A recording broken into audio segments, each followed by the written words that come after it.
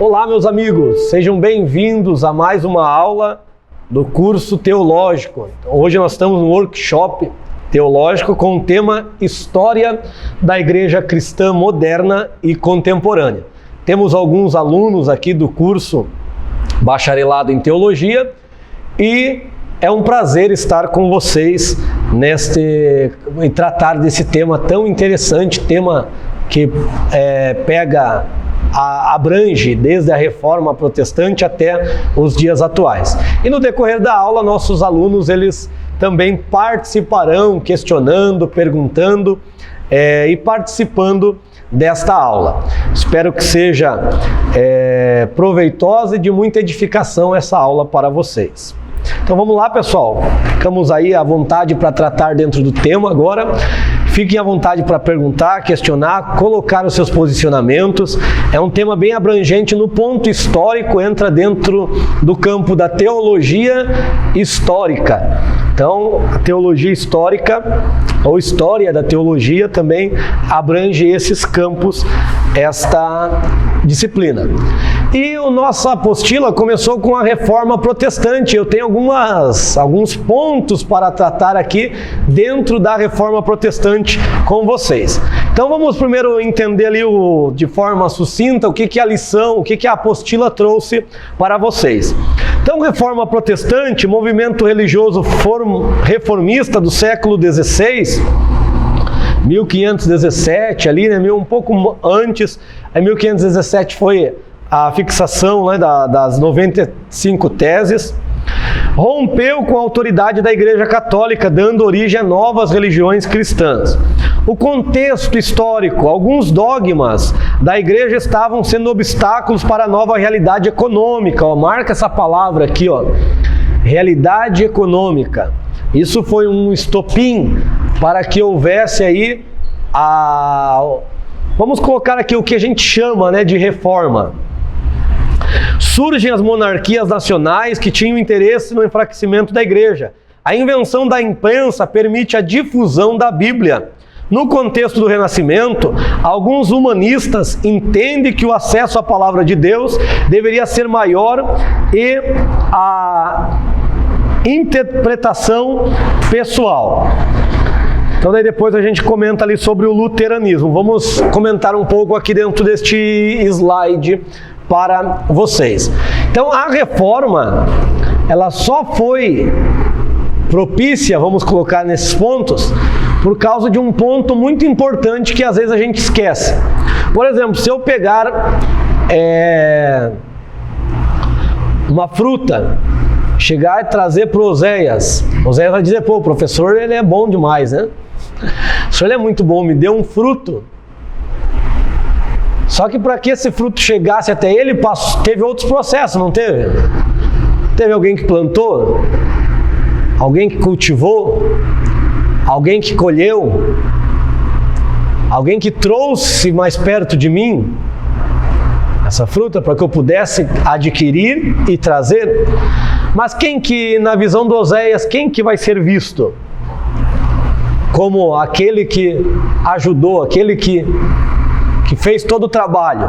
Vai ser quem entregou o fruto para ele. O que eu quero dizer com isso? Que Lutero foi aquele que é o nome-chave, né, do que nós chamamos reforma. Porém, para que chegasse a Lutero, houve muita gente envolvida antes. Houve muito envolvimento. Ele só concluiu. Exatamente, ele foi o que colheu, é o que Paulo diz, né? Um é o que planta, outro é o que colhe, outro é o que rega, outro é o que colhe, mas Deus que dá o crescimento. Então ele foi o nome-chave. Por quê? Por causa daquilo que eu coloquei assim, ele teve muita ajuda de príncipes, pessoas fortes que não estavam contentes com a realidade econômica, porque tudo estava indo para a Igreja Católica, tudo tinha que ir por causa das indulgências, muitas indulgências.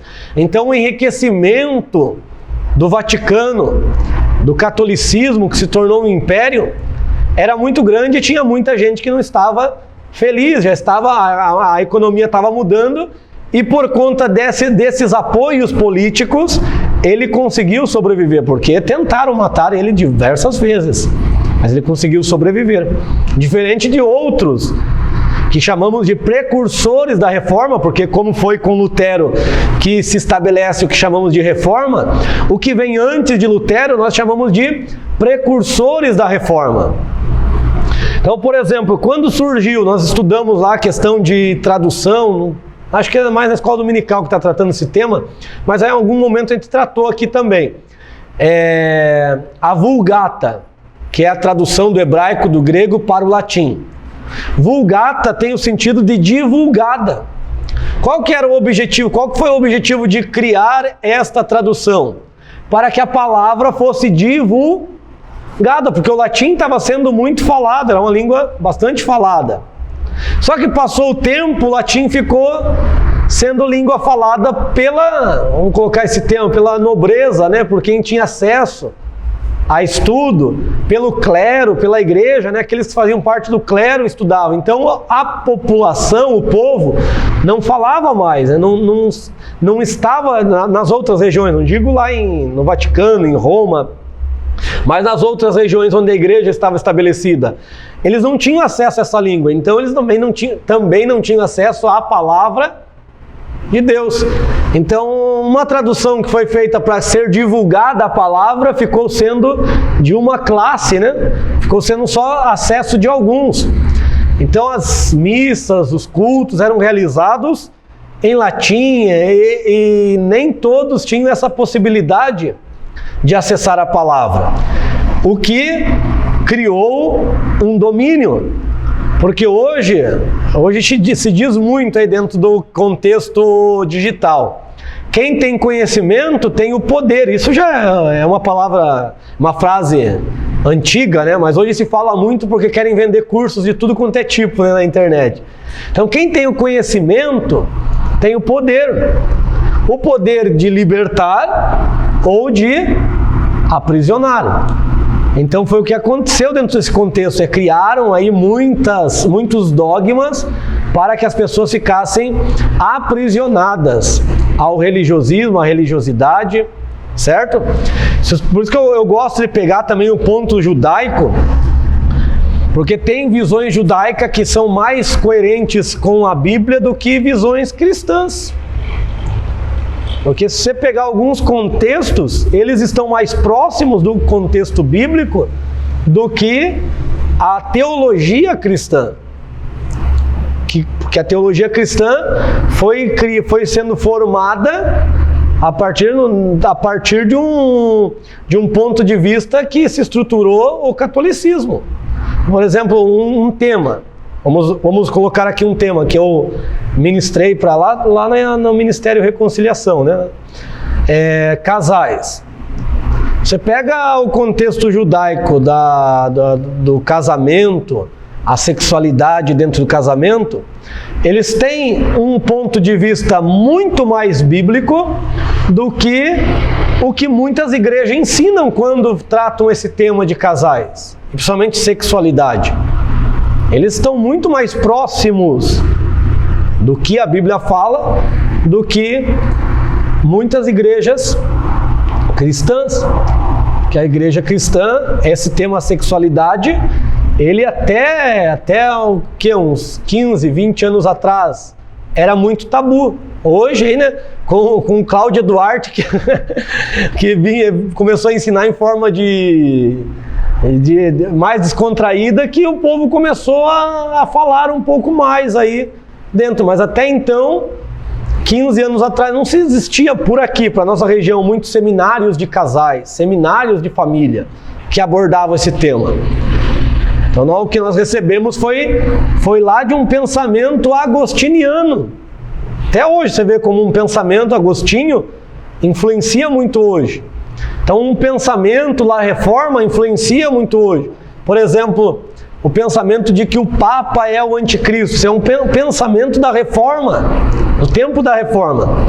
E por desconhecer Bíblia, muitos acreditam que o anticristo vai ser um Papa.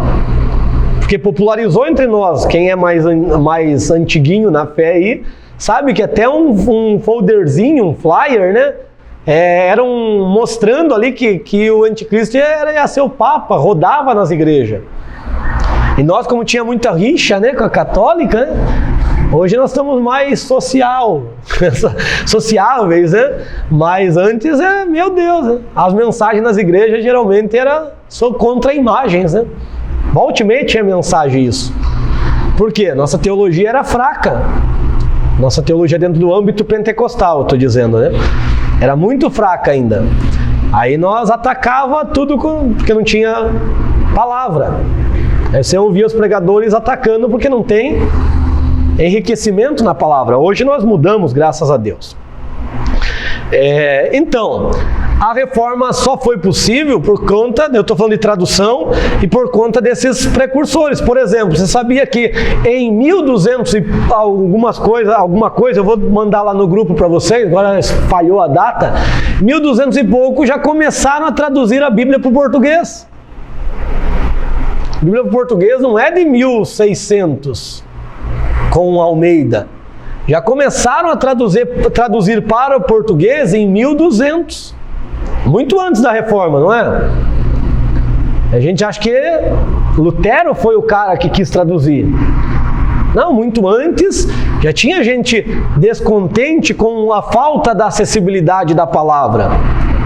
O Wycliffe muito influenciou a reforma, ele já começou a traduzir para o inglês também a palavra. Ele tinha alguns escritos e alguns livros que ele estava traduzindo. Então o movimento que nós chamamos de reforma começou muito antes, 1200 e pouco, 1300, com John Hus. Com John Hus ainda é um pouco antes de Lutero, 100 anos antes de Lutero, que ele profetizou, né, que hoje vocês matam um ganso. Que Hus na língua lá parece que significa ganso. Mas daqui a 100 anos nascerá um cisne que vocês não poderão tocar. 103 anos, 102 anos, Lutero está em evidência. Houve John Wycliffe e tantos outros, né, tantos outros nomes. Acho que Jerônimo Savonarola também. Tantos outros homens que foram precursores. E só culminou aqui no nome Martinho Lutero. Por que eu estou falando isso? Porque às vezes a gente diviniza, né? A gente criou até uma data para ele e esquece dos outros. A gente criou a data para um, esquecendo de muitos outros que batalharam, né? E já vamos dizer até, veja que eu só estou usando o termo reforma, né? Ali eu tirei da apostila, porque protestante é outra coisa. Não tem nada a ver com reforma de Lutero. Lutero não criou a reforma protestante. Tá? Ele queria reformar a igreja. Qual que era o descontentamento que um Lutero? E até shakespeariano, né? Esse negócio de afixou as 95 teses na porta de Wittenberg. Então tem linhas que diz que isso daí criaram essa história, porque a história ela é contada a partir do ponto de vista do herói, né? Não é assim? A história é contada a partir do ponto de vista de quem vence a batalha. E nunca, sempre tem os dois lados, né, da moeda.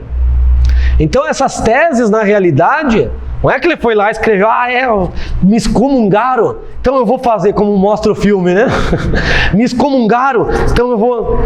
Não, essas teses, ele, como era um doutor em teologia, ele era um professor católico, né? Um professor de uma universidade. As universidades começaram com a igreja católica, isso os ateus não tem nem que bater, né?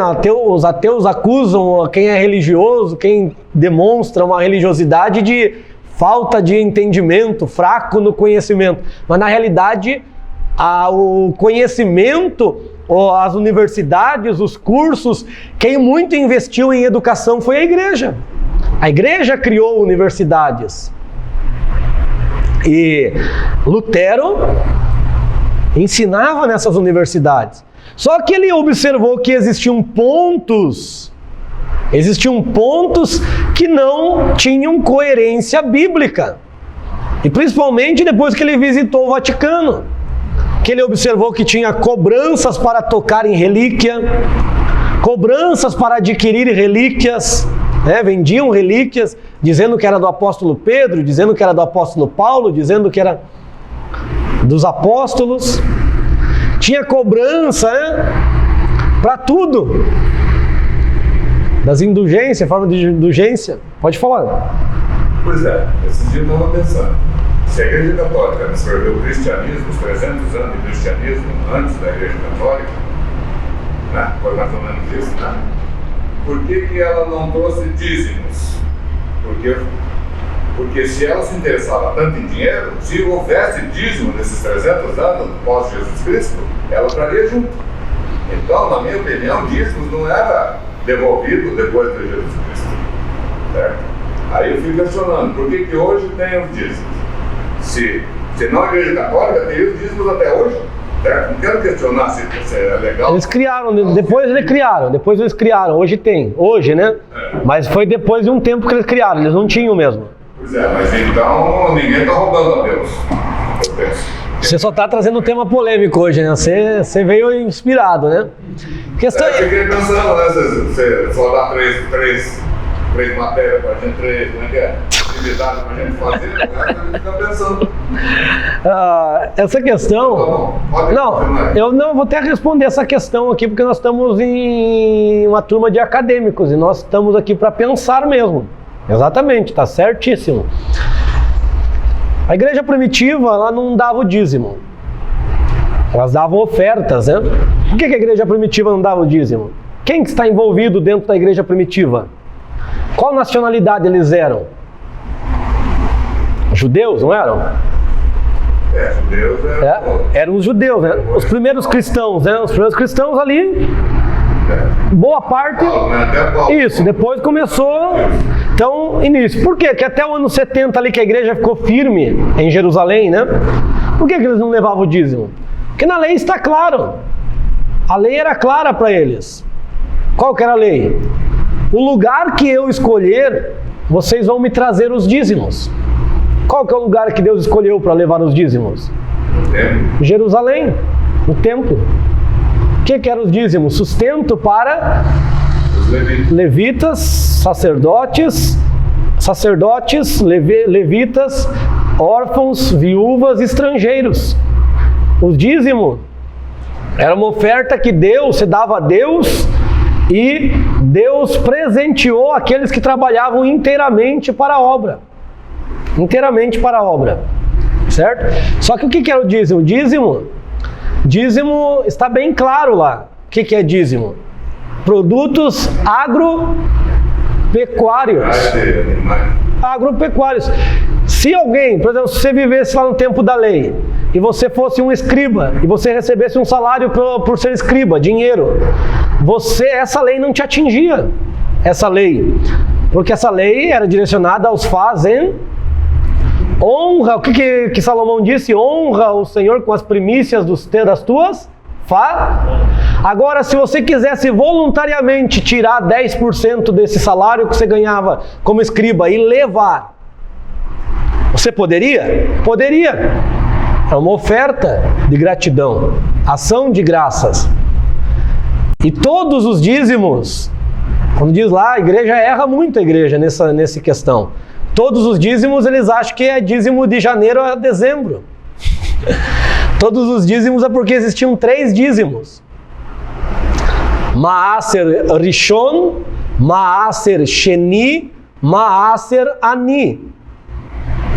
Dízimo primeiro, dízimo segundo, dízimo do pobre. Então tinha 6 anos para levar. Tinha anos que levavam o primeiro e o segundo. Outros anos eles levavam o primeiro e o terceiro. Tinha um dízimo que ele tinha que comer esse dízimo em Jerusalém. Era o dízimo para o dizimista, ele tinha que comprar. Se ele vivia em Jerusalém, ele pegava dos seus produtos, mas se ele morasse longe, ele teria que vender todos os produtos, pegar e levar esse dinheiro para Jerusalém e ir lá comprar tudo. E chamar levitas, chamar os pobres para comer junto com eles. Então, dízimo sempre foi o quê? Um conceito de compartilhar, ter comunhão. Ter comunhão.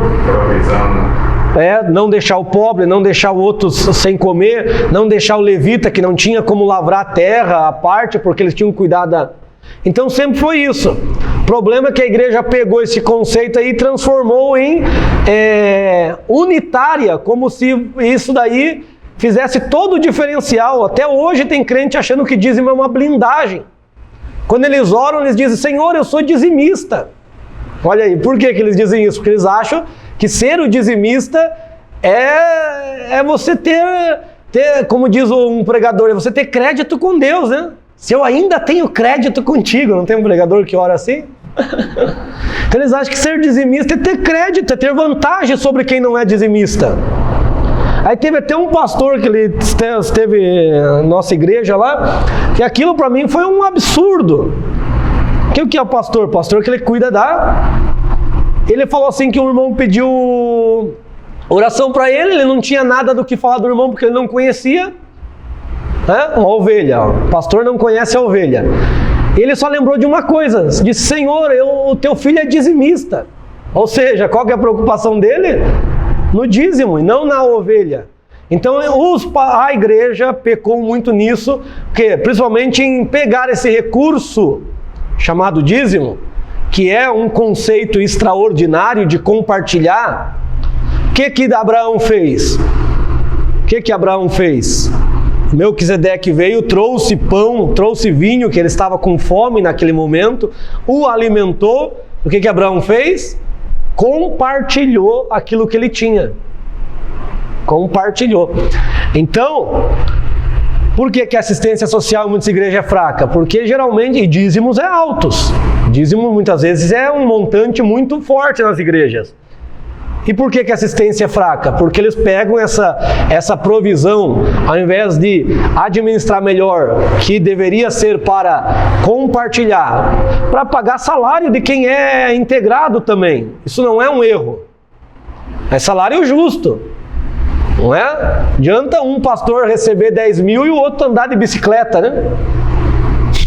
Só porque a igreja é um pouquinho menor. Isso aí é falta de amor, né? Igrejas grandes, o pastor tá com um salário alto. Igreja pequena, que às vezes o obreiro trabalha até mais, né? Porque é em lugares mais difíceis e não ganha nenhuma ajuda de custo. Isso daí é um grande erro. E esses dinheiros de dízimos deveriam também ser para sustento dos necessitados, da comunidade. Primeiro os domésticos na fé. E às vezes tem gente que está perecendo, porque às vezes tem gente que tem vergonha de chegar e falar para o pastor: pastor, estou passando fome. E pelo fato do pastor não conhecer as ovelhas, não ter essa proximidade com as ovelhas, esses recursos são voltados para construção. Então é um erro de administração. Nós que batemos bastante na parte política, né? O prefeito administra errado. Muitos pastores estão administrando totalmente errado os recursos que vêm a eles. E é recurso do povo de Deus, para ser voltado para o povo de Deus. Não é recurso para ser voltado para conforto de alguns. Não administram bem a assistência.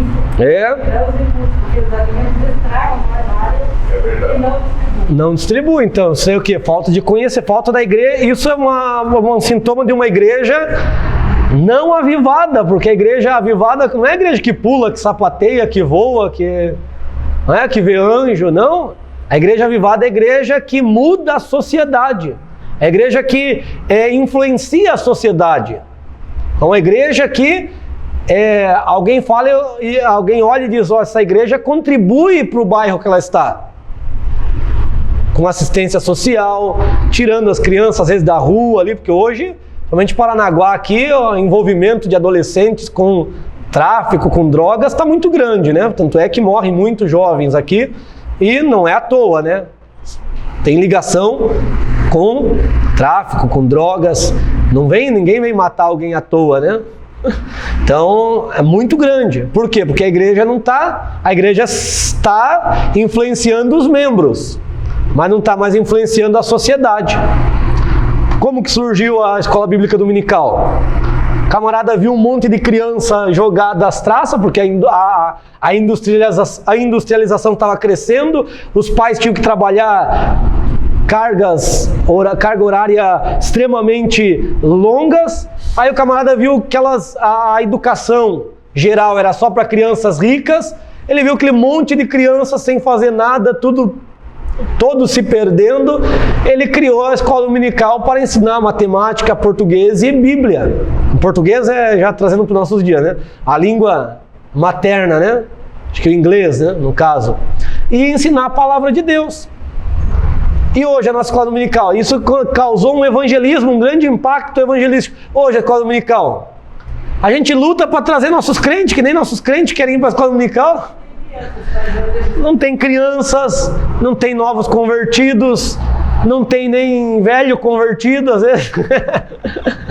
Então por quê? Porque nós paramos de sair e ficamos... Muito antes da pandemia nós já estávamos de quarentena.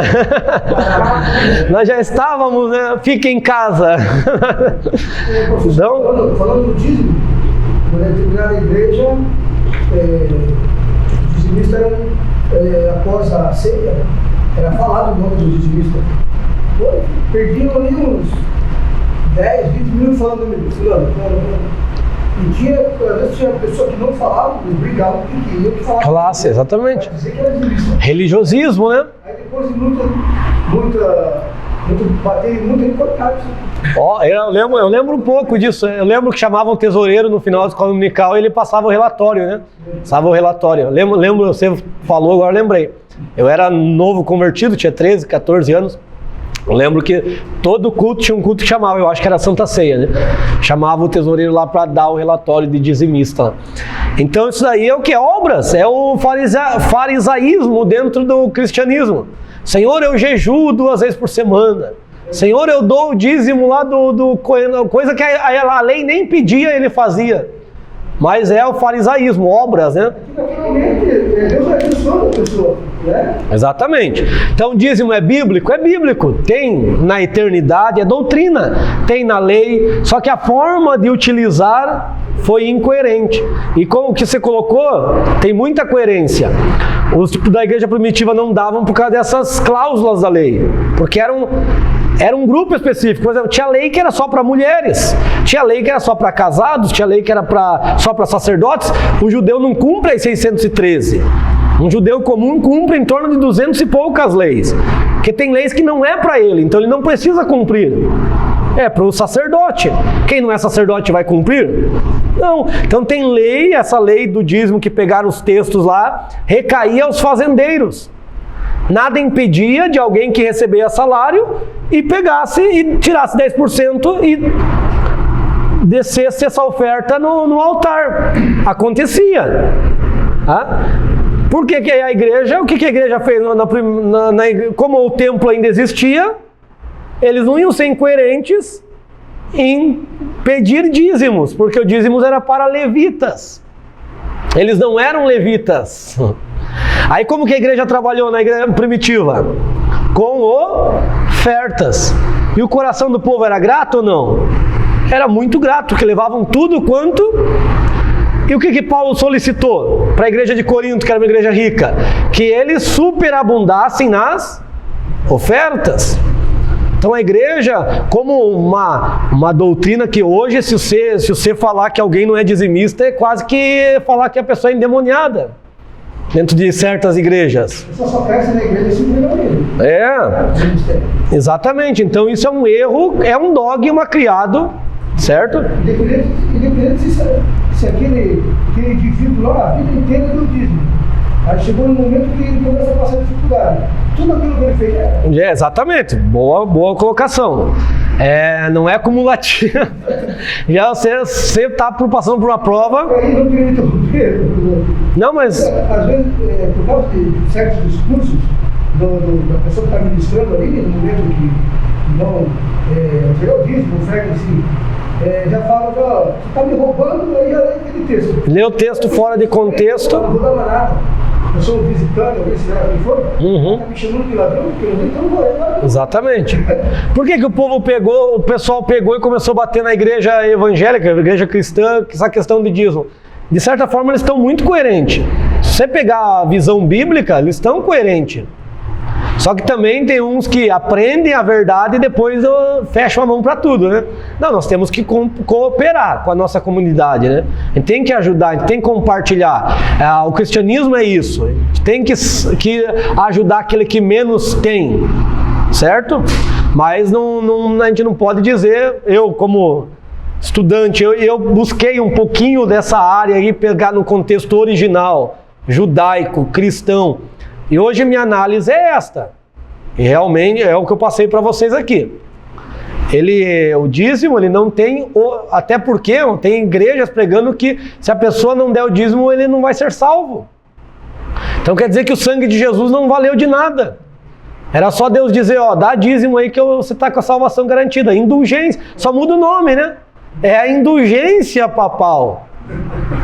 Só muda o nome, só muda o título. Imitando muito a igreja católica hoje. Exatamente. O protestantismo, praticamente, é uma coisa. Sim, nós vamos comentar esse ponto aí. E hoje ainda acontece a mesma coisa. Exatamente. Tem que romper, né? Tem um grupo ensinando justamente isso, tem que romper. Essa...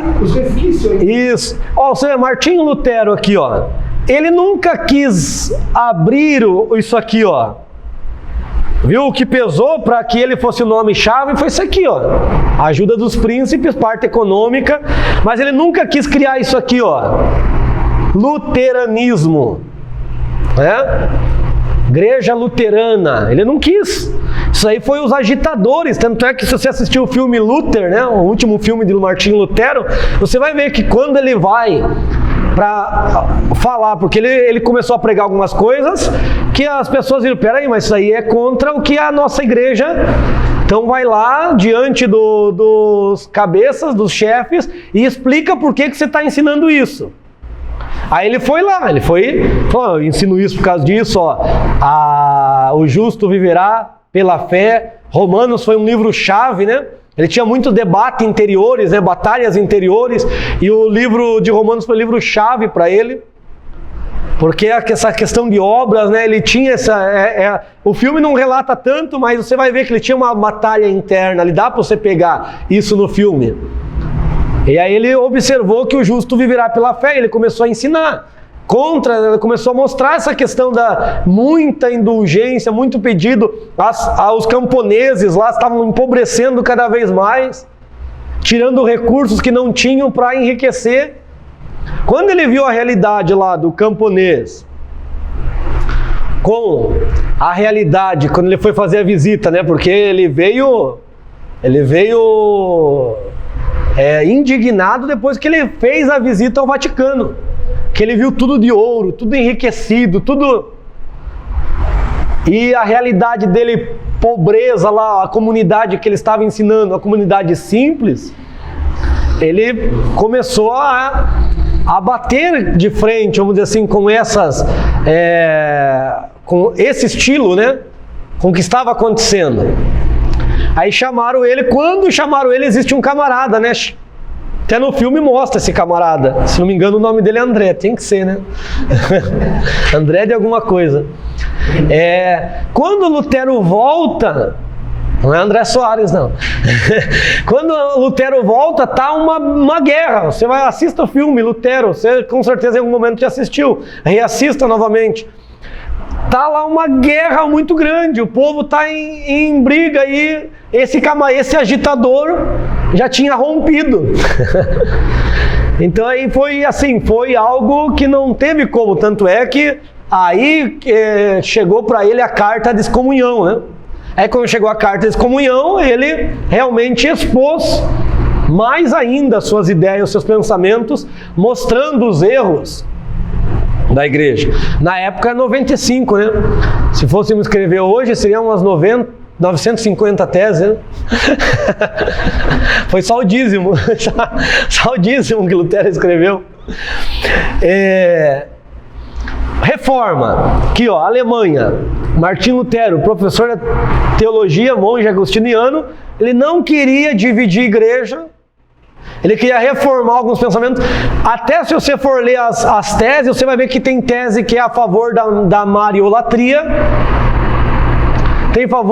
Quem tem tese que é a favor da transubstanciação, até vamos comentar alguma coisa assim. Então tem muitas ideias de Lutero que ainda até hoje é extremamente católica.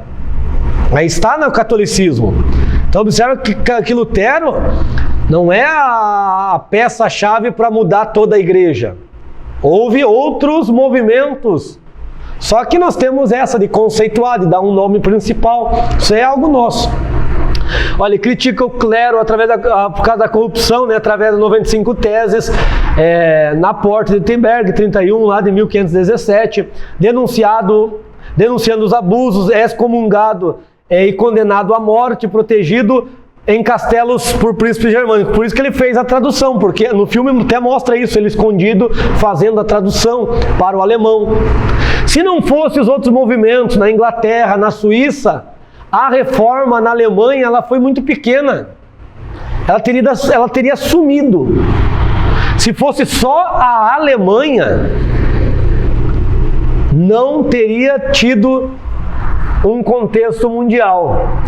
Agora, a Alemanha foi o estopim para outras nações também, homens chaves em outras nações, também dizer, opa, realmente eles estão errados. Então, se não fosse a Inglaterra e a Suíça aderir a esse movimento, provavelmente a reforma seria um movimento que tivesse acontecido apenas na Alemanha e nem chegaria até nós. Não sei se nós seríamos católicos, não sei se já teria um evangelho puro, vamos dizer assim, sem influência de dogmas, não sei te dizer. Deus encaminhou tudo para que chegasse ao que chegou, com certeza, né? Não estou excluindo a ação divina aqui, mas estou falando assim, ó, que nós temos a tendência de honrar apenas um nome, né? Sendo que muitos outros desconhecido. Por exemplo, Martinho Lutero não era um crânio teológico, vamos dizer assim. Martinho Lutero não era ele era doutor em teologia, mas ele não era um camarada especialista. Por exemplo, Zwinglio, ele tinha muito mais capacidade, é Zurique lá, né? Já é outra região, muito mais capacidade teológica que Lutero. Martin Bucer, né? Ele muito mais capacidade teológica do que Lutero. E o que Lutero teve que expandiu? Com Lutero fortaleceu o que nós chamamos de catecismo. O que é catecismo? Ele estruturou a mensagem que ele queria em forma de perguntas e isso é catecismo. Então ele criou uma pergunta, a mente dele era brilhante para isso. Ele criava a pergunta e respondia de forma sucinta, fácil. Coisas que eram conceitos teológicos, acadêmicos, ele trouxe para o nível do povo. Por isso que o movimento cresceu. Calvino tentou fazer a mesma coisa, mas Calvino não tinha essa capacidade. Então aí Calvino criou o seu próprio sistema. O que para a teologia foi extraordinário, que foi a sistematização da teologia. Mas Calvino, ele tinha uma mente sistemática, ele conseguia sistematizar os temas teológicos. Então por isso que ele foi um teólogo brilhante, que até hoje os reformados seguem muito ele, por causa disso, dessa mente sistematizadora que ele tinha. Ele tentou acompanhar Lutero, mas ele viu que o campo dele não era o catecismo. Aí ele criou a sua forma, e a sua forma foi sistemática profunda, por isso que ele escreveu lá as Institutas. Tem um compêndio teológico intitulado As Institutas de Calvino. Certo? E o catecismo de Westminster? O catecismo Porque eu me criei na igreja. Isso daí. E ele segue o catecismo do Westminster. Sim, é a presbiteriana. O catecismo. O catecismo dessa forma, né? De ensino, perguntas e resposta. O Westminster é onde firmou a teologia presbiteriana, reformada, né? Nós vamos ver, vai falar da presbiteriana aqui, onde criou, né? Inglaterra, né? Westminster, cidade. Westminster, Inglaterra, né? Então lá é que fortaleceu o presbiterianismo, né? Por isso que eles seguem a teologia que surge lá, né? Eu acho que é lá em cima, Escócia. Escócia? Escócia. Eu estava lendo Escócia. Mas é na Grã-Bretanha, né? Aquela região, né? Então, exatamente é que lá fortaleceu o presbiterianismo, né? Que embasou muito do conhecimento o embasamento presbiteriano é Calvino. Calvino já é Zurique, ali na França, né? Ele que embasou o pensamento, né? Suíça, perdão. Zurique, Suíça. É Calvino e Zwinglio, que são de Zurique. E aqui que nós vamos entrar, deixa eu ver se vai entrar já aqui, Suíça. Então aqui qual que é os temas que que Lutero aborda? Salvação pela fé, o justo viverá pela...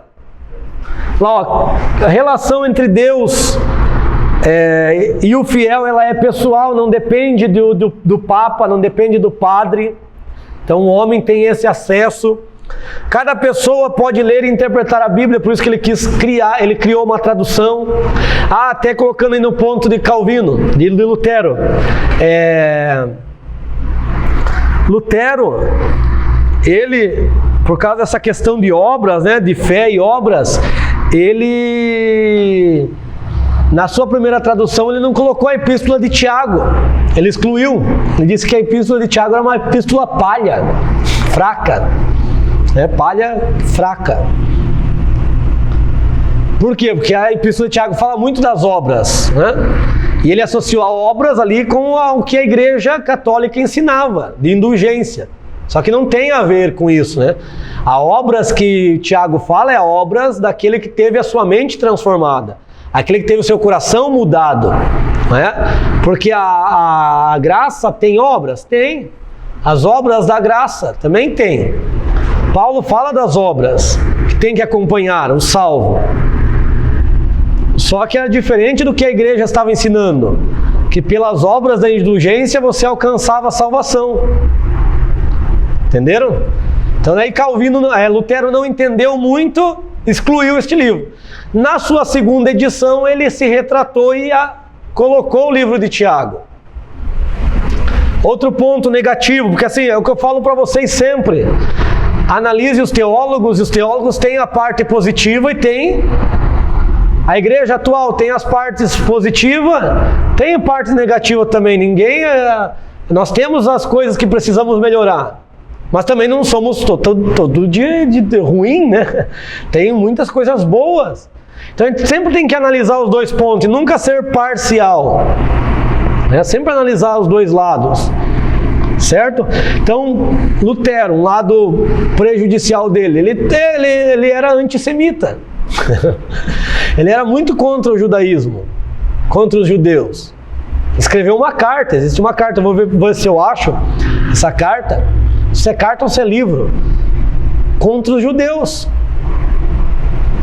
Então, observa. E da onde que ele é? Da Alemanha, né? Onde surgiu o Holocausto, onde começou a perseguição. Diz que essa carta, esse escrito de Lutero, foi utilizado por Adolf Hitler para perseguir, né? Embasamento. Então, olha só, teve um embasamento religioso para gerar uma perseguição. Isso é evangelho? Isso é cristianismo? Isso é bíblico? É isso que eu não, porque veja bem, você falou assim que a gente vê a coisa conforme o vencedor. A gente conhece a história do nazismo a partir do ponto de vista americano, que pisou em cima daquele negócio ali. Mas na época, a maioria apoiava aquilo lá. E também porque é que o povo judeu foi massacrado. O que é que o povo judeu aprontou? Porque quem massacrava o povo judeu é por ordem do Senhor. Uhum. Então, sim, tá falando aí, tem os dois lados, né? Eles estão vivendo o dia do Senhor. O dia do Senhor começou lá com a Síria, a Babilônia, E eles permanecem até hoje, até os dias de hoje. Então essas guerras lá, até essas guerras, são formas de Deus reunir o seu povo, porque para o final dos tempos, o que a Bíblia fala? Que Deus vai reunir os judeus. Quantos judeus não estão retornando nesses últimos anos para Israel? Muitos, porque Deus ainda tem um projeto para Israel. Tem um projeto com Israel. Assim como tem um projeto com a igreja, e nós já somos diferentes. Israel é uma coisa, a igreja é outra. Nós não somos o Israel de Deus. A igreja não substituiu Israel.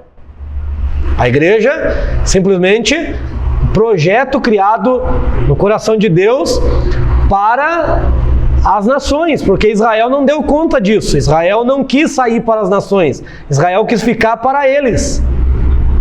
Aí Deus formou esse povo, tirou dos judeus e dos gentios, criou um novo povo que nós chamamos de igreja. E a igreja está entre as nações. Então, realmente, o que você colocou ali vem também por desobediência dos israelitas, porque os israelitas, eles não entenderam a palavra, aí a desobediência deles gera esses massacres, né? É uma truculência humana, né? Uma truculência, do ponto de vista humanístico, é uma truculência. Porque assim, vamos colocar do ponto de vista humanístico, escravidão. Quem que escravizou? Cristãos escravizaram os negros, né?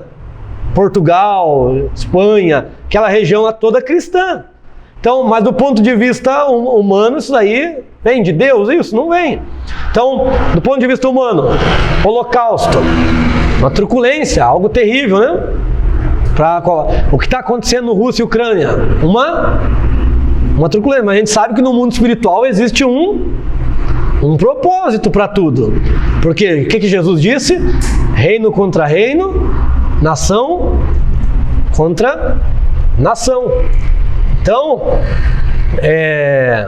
a gente tem que analisar o todo, né?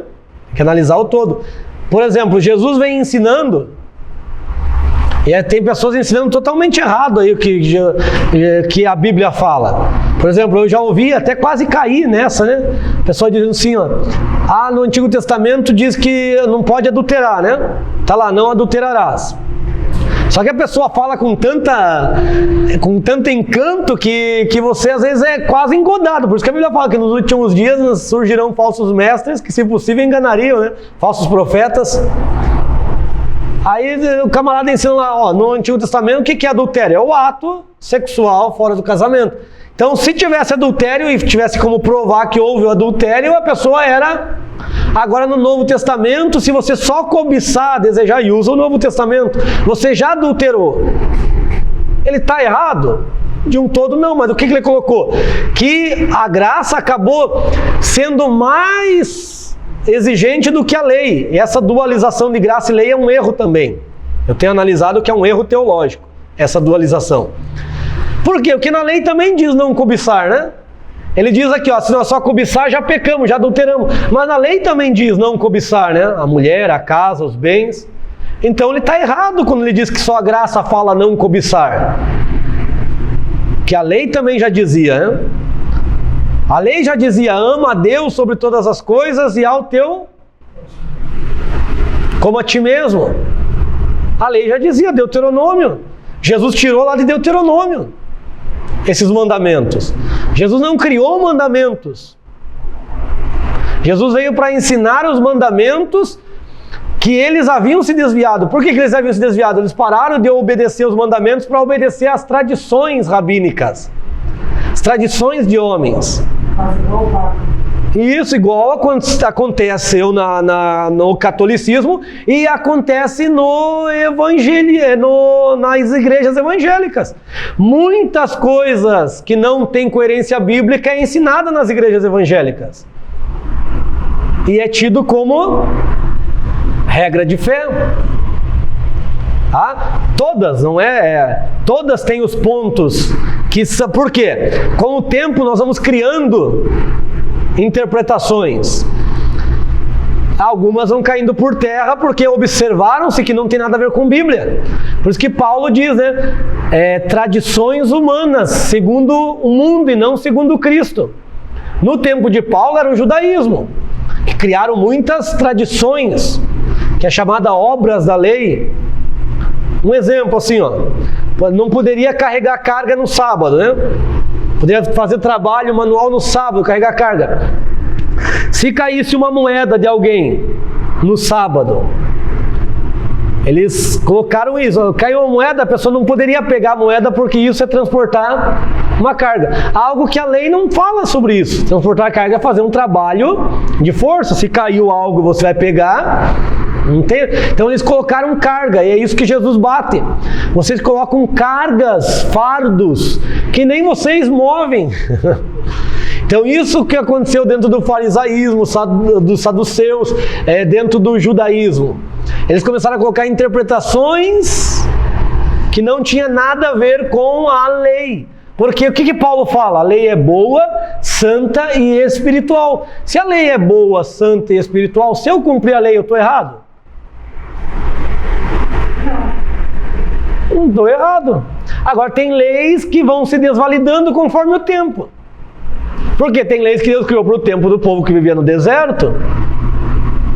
Depois tem coisas que, quando a sociedade começou a evoluir, vai ficar em desuso. Por exemplo, o que Deus criou lá no deserto? Aquele que adulterar vai apedrejar. Estava fácil pedra ali perto dos montes? Tinha um monte de pedra, não tinha? Tinha um monte, é só pegar e apedrejar. Fácil. Agora, qual que é a máxima? Era uma lei capital, né? Pena capital. Morte. Quando se estruturou cidades, agora nas cidades era fácil achar pedras já não era mais fácil. Aí o que eles fizeram? Eles implementavam outras formas. Aí quando você vê apedrejar lá Estevão, as coisas, mostra uma truculência, uma ira em um momento. Porque eles não usavam mais a pena capital como apedrejamento, eles usavam outra forma. Outra forma, às vezes decapitar, às vezes tinha outra forma de criar o mesmo juízo, né? Ao mesmo resultado, né? Se decapitar ou apedrejar, a pessoa morre do mesmo jeito. Então mudou a forma de aplicação. Até hoje Jesus não tem templo, a maioria dos judeus não estão lá em Israel.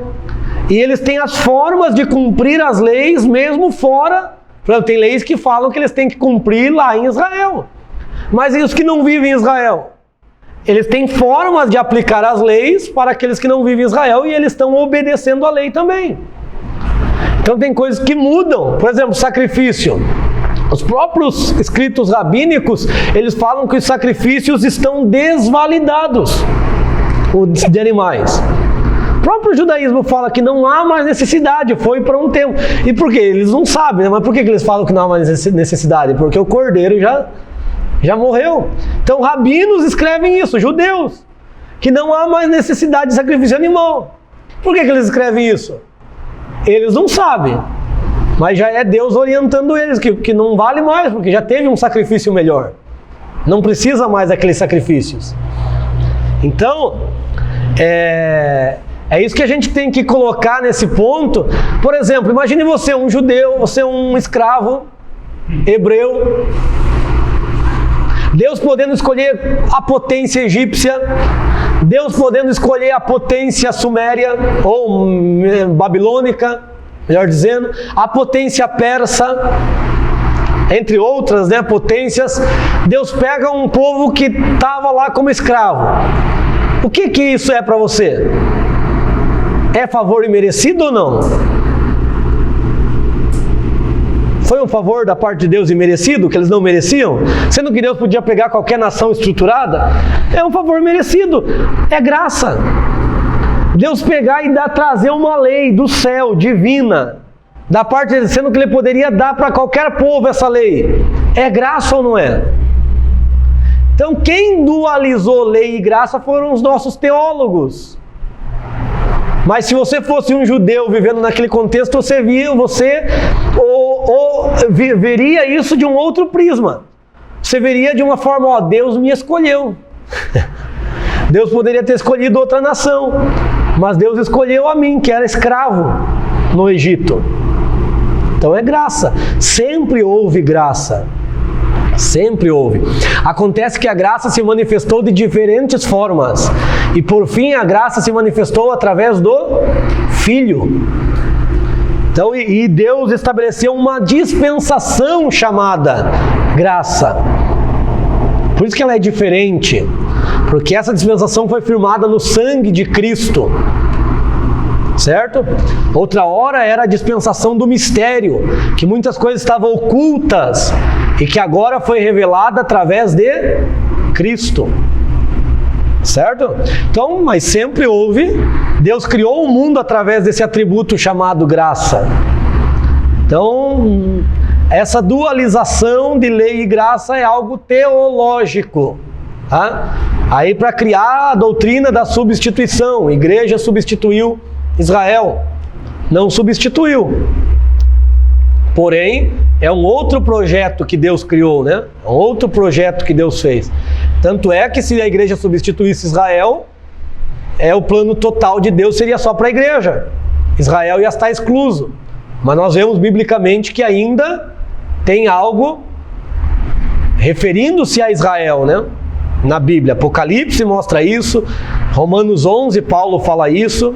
Muitas profecias ainda não se cumpriram na totalidade, vão se cumprir com Israel, mas a igreja é outros planos de Deus para ela, certo?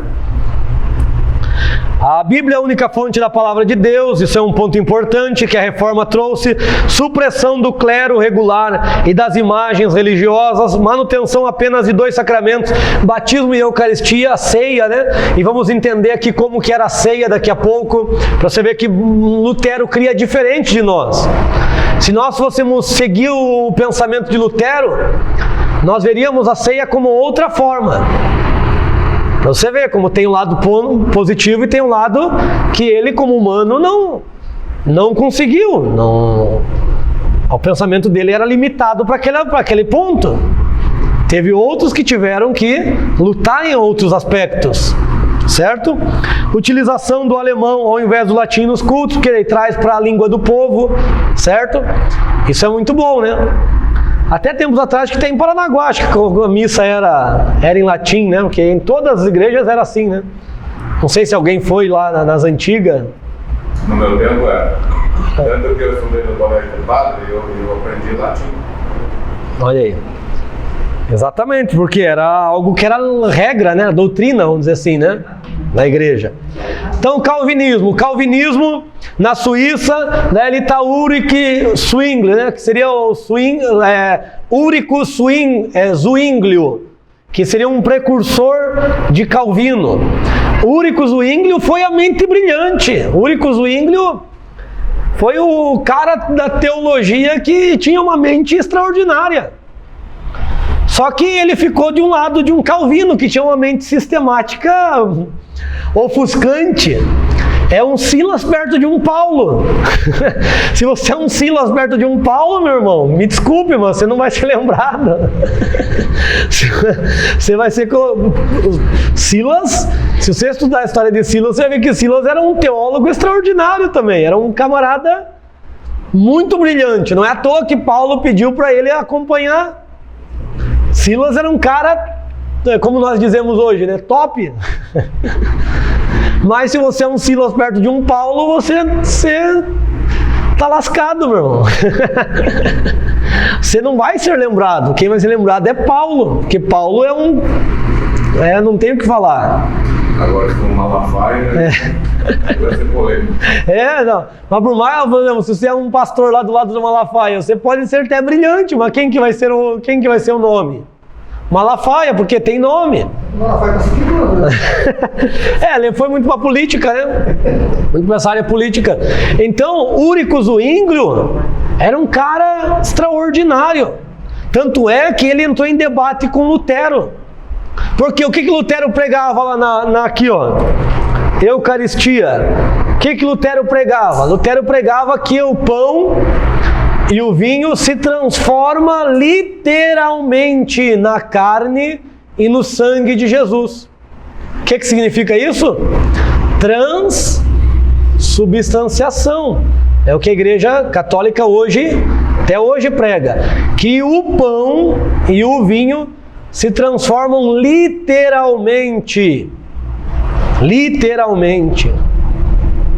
no sangue. Não tem gosto nem de carne nem de sangue. Começa por aí. Segundo, que não tem a bebida, só tem a hóstia. Então, não sei por que eles não dão também. Acho que é só o padre, né, que pode tomar, né, o vinho, né? E o pão, né? Aí para os fiéis é só a hóstia, né? Que eles fazem no Vaticano. O que é isso? Falta de conhecimento.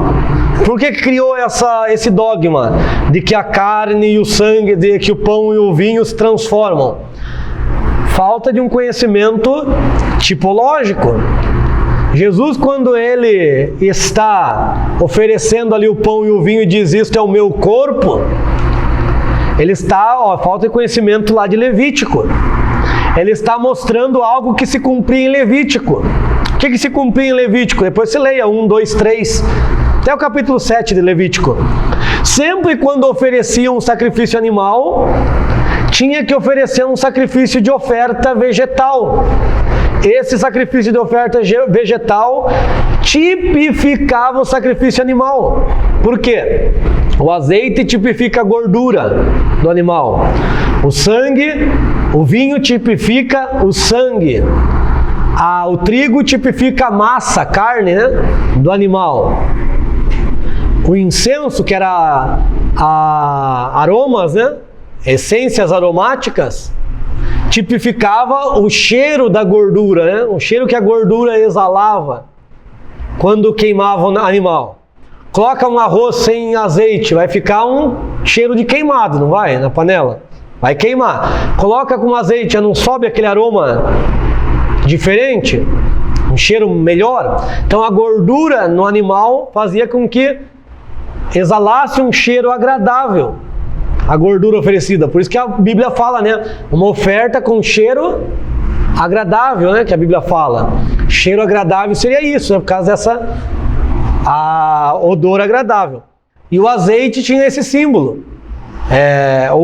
As essências aromáticas tinham essa tipificação. Então o que Jesus está falando quando ele oferece o pão e o vinho? Ele está mostrando isso, ó. O pão e o vinho vão tipificar o meu sacrifício na cruz. Fazer isso. Jesus, interessante que Jesus, no dia da ceia, ele não falou em memória de mim. Jesus não falou. Fazer isto todas as vezes que reunir. Pega Mateus, que esteve lá junto com Jesus. Pega pega Marcos, que escreveu sobre a influência de Pedro, que esteve lá com Jesus, e você não vai ver a palavra fazer em memória de mim. E por que tem esse texto? E onde tem esse texto? Porque Paulo aprendeu com quem?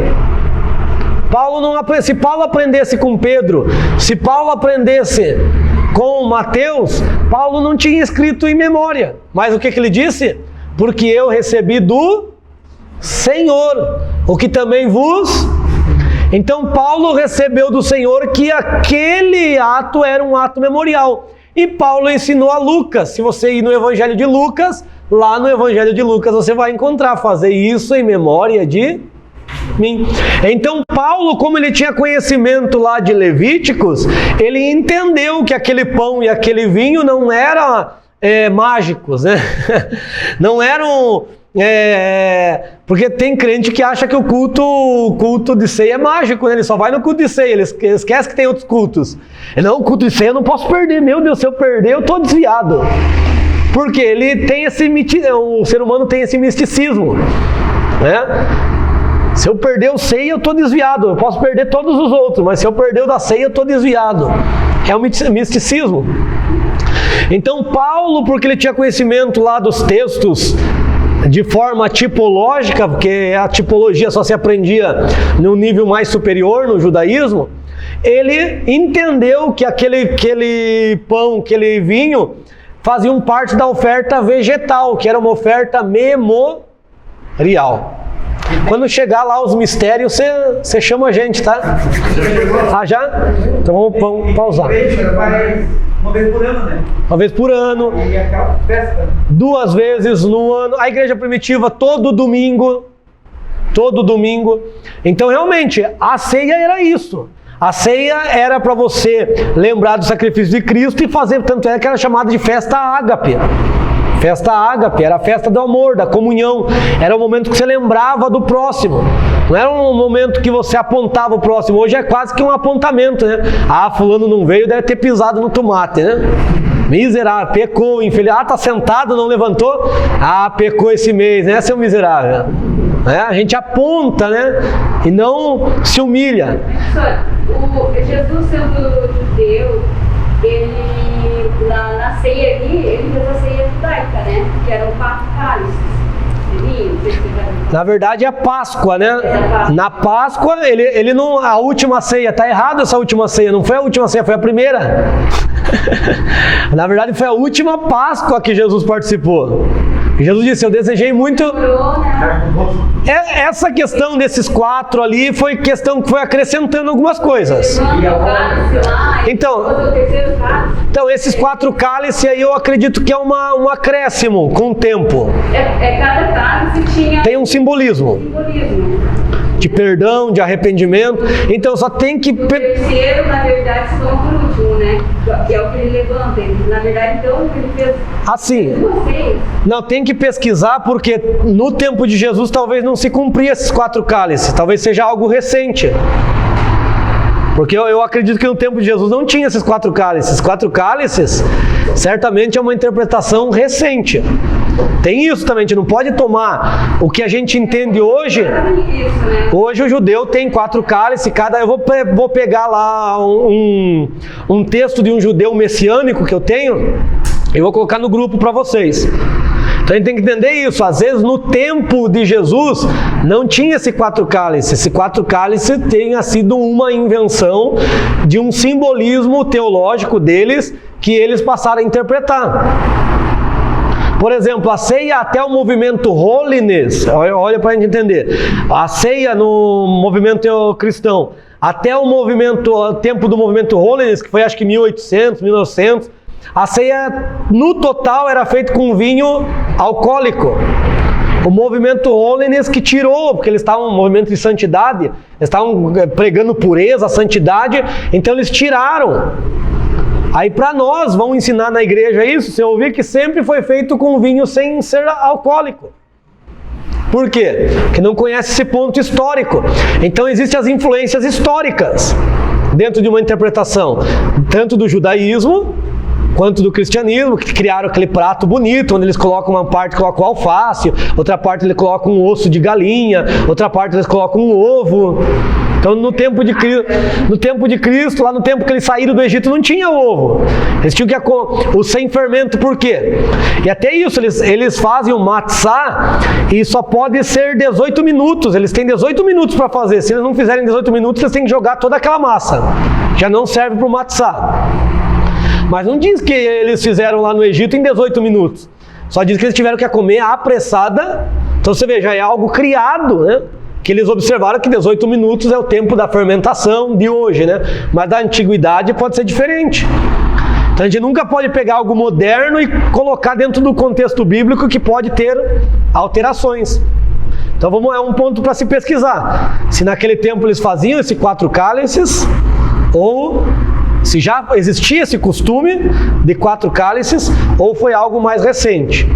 Eu li um texto ali em Mateus mesmo, quando ele fala que esse cálice, como se fosse um outro. Não, então, daí já é uma interpretação. Por exemplo, esse cálice tem o sentido do cálice que ele está segurando também. Se você pegar o português, se é uma interpretação a partir do português, eu estou colocando aqui, ó, este copo, eu só tenho essa caneca, eu só estou com essa caneca, não tem outras. Aí viu como o costume... O costume também influencia para às vezes a gente trazer uma interpretação, o português também influencia para às vezes trazer uma interpretação um pouco fora do contexto original. Porque a gente tem que ver o contexto. Por exemplo, se eu pegar até o hebraico, se eu pegar o hebraico moderno e for usar ele para traduzir alguns pontos da Bíblia, eu vou errar na interpretação. Porque uma coisa é o hebraico moderno, outra coisa A maioria das palavras do hebraico moderno veio da Bíblia, mas tem palavras no hebraico moderno que, se eu for traduzir, eu erro. Por exemplo, se eu for traduzir Leviatã no hebraico antigo, eu vou traduzir como dragão. Se eu pegar Leviatã no hebraico moderno, é baleia. Por isso que tem textos lá, mais atuais, de Gênesis 1:21, que está que Deus fez as grandes baleias. No 5º dia, né? 6º dia, se não me engano. Ele fez as grandes baleias, mas não está lá no... Você pegar o hebraico arcaico, você vai ver que Deus fez os grandes dragões. Dragão existiram, né? Leviatã, os animais marinhos que soltavam fogos. Está lá a descrição do Leviatã no Jó 41, que hoje muitos chamam de Dino, que é uma palavra nova, de 1800 e pouco, né? Quer dizer grande lagarto, grande réptil. Tem a palavra Leviatã e tem a palavra Taninim, que também se refere a dragões, que eram serpentes, né? Lê lá Isaías 27:1 também. As serpentes tortuosas, não é serpentes como nós conhecemos hoje, eram esses grandes animais que ninguém podia conter, que com o tempo foram sendo extintos por causa das caças. Existiram, até 1200 da nossa era, existem relatos de algumas nações que eles enfrentando o que nós chamamos de dragões, de dinossauros, espécies de dinossauros. Então os dinossauros existiram com os homens, não antes dos homens. Então, por isso que a gente tem que ver, porque às vezes surgem costumes. Às vezes é costumes, porque dos judeus, tem os judeus askenazes e os judeus sefaraditas. Os askenazitas são os alemães, né? E os sefaraditas são os judeus espanhóis. E tem costumes diferentes entre eles. A verdade, quando a gente fala judeu, é um termo muito genérico, porque existe mais de 30 tipos de judeu. Ortodoxo, ultra-ortodoxo, messiânicos, nazarenos, então tem muito. Às vezes o costume de um não é o costume de outro. Às vezes é acréscimos cultural, e no tempo de Cristo provavelmente não se fazia. Até porque o cálice era compartilhado, né? Eles compartilhavam mesmo, né? Por isso é comunhão. Certo? Mas é interessante, isso aí é o que nós estamos fazendo, isso que nós estamos fazendo, teologia, estudantes que eu falei lá, tem que questionar, tem que pesquisar. Vamos fechar só esse slide. Então, por causa de Zwinglio, nós não cremos na transubstanciação. Se fosse por causa de Lutero, nós pregaríamos hoje a transubstanciação. Influenciado por Lutero, Calvino, né, culto ainda simples, luterano, teoria da predestinação total, trabalho, pureza, cumprimento de deveres e progresso econômico, sinais divinos, apoio da burguesia, crescimento do capitalismo, valorização do trabalho. E na Inglaterra, os puritanos, na França, huguenotes, aqui ó, Escócia, né? Na Escócia, os presbiterianos, né, desses movimentos. Detalhe muito importante aqui, detalhe muito importante nesse ponto. Nós falamos de reforma protestante como um evento, certo? E ainda há quem fala que é a protestante porque a igreja protestou contra o pecado. Não, você já ouviu isso? Quem fala isso desconhece o que é reforma protestante. Reforma é uma coisa, você veja que não existe, a igreja católica não fez a contra-reforma. Eles não fizeram a contra-reforma protestante. Eles fizeram a combater o movimento de reforma que muitas nações estavam aderindo. O que é protestantismo? O que é esse adjetivo protestante que foi acrescido e entra no que eu falei aqui. E hoje nós vemos como se fosse um todo da reforma. O protestantismo ele se deu por lá na Suíça. Por quê? Os calvinistas estavam expulsando todos que não acreditavam nos 5 pontos do Calvino. Eles estavam expulsando da cidade. Por isso aqui, ó, foi muito apoio da burguesia, dos ricos. Então aqueles que não pregavam os 5 pontos e não acreditavam nos 5 pontos, eles estavam mataram muitos calvinistas, mataram muitos cristãos. Vamos dizer assim, evangélico contra evangélico, vamos colocar esse termo assim. Mataram porque não acreditavam nos 5. Os 5 pontos se tornou o evangelho em si. Um grande erro teológico, né? Porque o evangelho não é 5 pontos de Calvino. Até hoje, Os reformados pregam que se você não prega os 5 pontos de Calvino, você não está pregando o Evangelho. Ou seja, o Evangelho é de Calvino e não de Cristo. Aí o que aconteceu? Os crentes foram para a rua protestar, dizendo, não, nós somos crentes como vocês, nós só não acreditamos que o Evangelho seja isso. Aí que surgiu o adjetivo protestante, porque eles foram para a rua protestar, porque eles estavam sendo expulsos da cidade. E eles protestaram contra isto, contra algo cristão que estavam colocando. Não tem nada a ver porque os crentes, até hoje eu ouvi isso comunicar, porque os crentes protestavam. Nós somos protestantes porque nós protestamos contra o pecado. E hoje a igreja está deixando de ser protestante porque não está protestando mais contra o pecado. Primeiro, se a igreja não está protestando contra o pecado é porque não está pregando a Bíblia, né? Porque se pregar a Bíblia é contra o pecado. Então, o protestantismo surgiu dentro do movimento da reforma, do movimento reformado, porque estavam sendo expulsos de Zurique, lá na Suíça, e eles foram para as ruas protestar. Então, o protestantismo não tem nada a ver com a Alemanha. Já escutei também que protestantismo protestaram contra a Igreja Católica. Isso, exatamente. Então, contra o pecado que eu digo, contra os pecados da Igreja Católica, né? É nesse sentido, né? Que protestaram contra os erros da Igreja Católica. E não tem nada a ver. O protestantismo não tem nada a ver com a Alemanha. Aconteceu na Suíça. Certo? Aí, só que quando se trata do movimento reformado, criaram esse tópico aqui, ó, reforma protestante. Porque agora quem não era católico era protestante. Porque o protestante ficou sendo como título de quem não era católico, certo? Aí por isso que acabaram envolvendo. Para mais esclarecimento sobre esse ponto, tem um livro História, Filosofia e Teologia Sistemática de Alistair McGrath, alguma coisa assim.